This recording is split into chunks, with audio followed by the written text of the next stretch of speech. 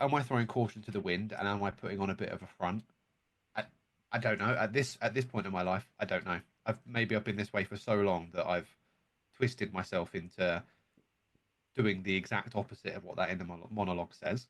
Um, I think arrogance is probably a bit too far. I'm definitely a bit sure of myself. I'm probably quite a confident person, but that doesn't, to me, how can I be confident when the thing that's meant to G me up and push me up is the thing that's not trying to pull me down? Because I don't. That's not what it tries to do.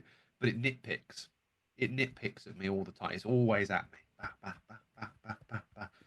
And it's that I find that tough to understand how I can be outwardly so up and so positive and so good, but but in me, I'm at myself all the time. It's odd. I find myself odd. It's just it's a weird. I don't. Maybe everybody's like this. Maybe nobody's like this. I genuinely just don't know. Mm. But yeah, Yeah, so I've had something similar. It's not the same as yours, Ryan, because we're different people. But that's when I suffered my mental health. That's what drove me to my mental health, I think, because I think I mentioned in the podcast, didn't I, that when you said to me earlier today, you said, or earlier in this podcast, you said, um, everybody's got this voice. Well, I actually had the other opposite thought when I first was having these chats to myself. I thought no one had a voice, and only I had this voice.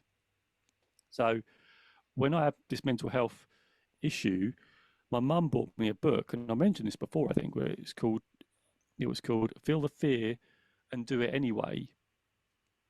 And in that book, this is when I discovered how I could start to do something about it. It said, you have something inside you called the chatterbox. And they were referencing the voice in your head. And I went, oh my God, this is it.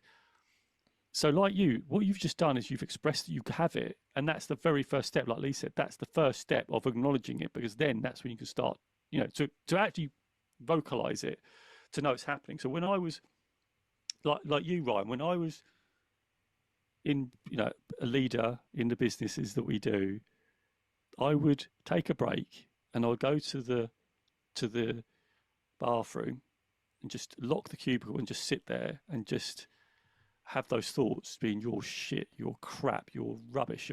But as you said, like when I come back out of there, you would never have guessed any of that, because I would be portraying an outside persona that, hey, everything's great, when it absolutely wasn't.